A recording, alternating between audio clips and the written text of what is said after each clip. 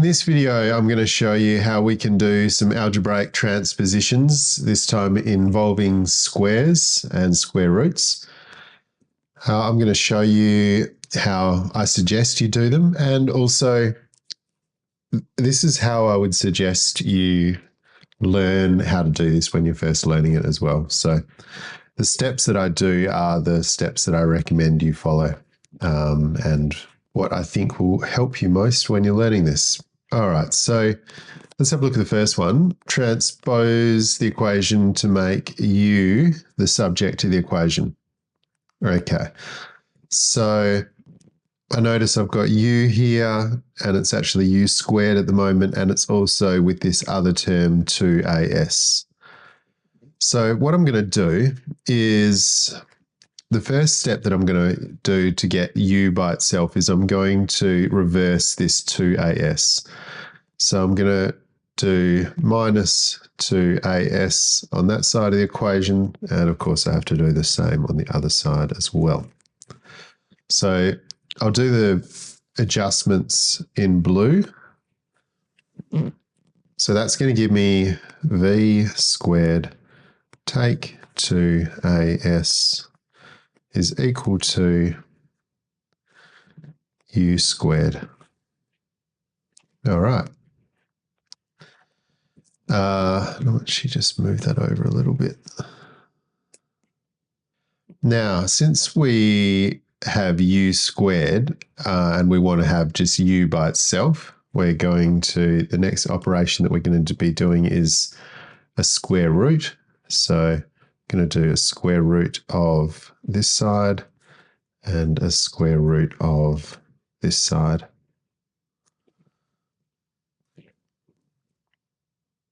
All right, and then I could rewrite that as square root of v squared take 2as. So the whole term underneath the square root symbol is the same as u. And just to be tidy and to finish it off nicely, we'll make it we'll swap the sides of the equation. So we'll make it u equals square root of v squared take 2as. And that's the end of that one. That's the final answer. Now let's have a look at the other one, the one on the next page. Okay, this one says transpose the equation to make x the subject. Okay, and we can see that x here is very deeply buried in a whole bunch of other stuff. So let's start unraveling that so that we can get x by itself. So the first thing that I'm going to do is I'm going to, before I even attempt to get into this part of the equation, I'm just going to get this part of the equation over onto the other side, or reverse it. So to reverse it, this is saying p plus q as a term. So I'm going to divide it, this whole term, by p plus q. And I could put that in brackets if I wanted, just to show that that's all together. And if I've done that to the right-hand side, I need to also do the same thing to the left-hand side, p plus q. And I'm now going to rewrite that. So on this side, it's going to be c over p plus q equals, and this are going to cancel each other out. So we're just going to be left with square root of x over g. All right, now the next step that I'm going to do, I'm going to reverse the square root. So I'm going to square everything on this side. I'll just put brackets around to show what I'm doing.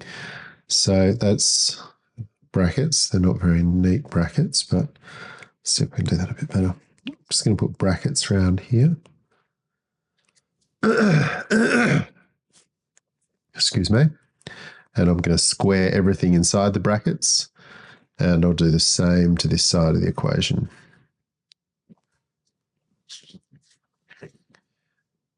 Now I'm going to rewrite it. So we've got C over P plus Q all squared is equal to X over G. Now we want to do, the next step is to look at this G here so that we can get X by itself. So what I'm going to do is I'm going to, because it's X divided by G, I want to cancel that. So I'm going to put a G, multiply that whole thing by G. And I'll do the same thing to this side of the equation. Now, when I rewrite it, I'm going to write it as G. I'll put the G first this time. Actually, I'm not going to put that in. C over P plus Q squared is equal to X. And since we want to have it, we probably want to have it X equals, what I could do is I could just swap. Because I want to have just X by itself, I'm just going to put that on that side and the X on the other side. So it's X equals G outside of C over the top of P plus Q all squared.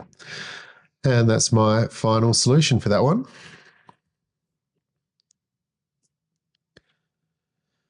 Now, here's another couple of questions. I'm not going to go through them in this video, but have a go. My recommendation is for you to have a go at these. This is following similar kind of operations to what we've just looked at. And I will also include a work solution in the next slide.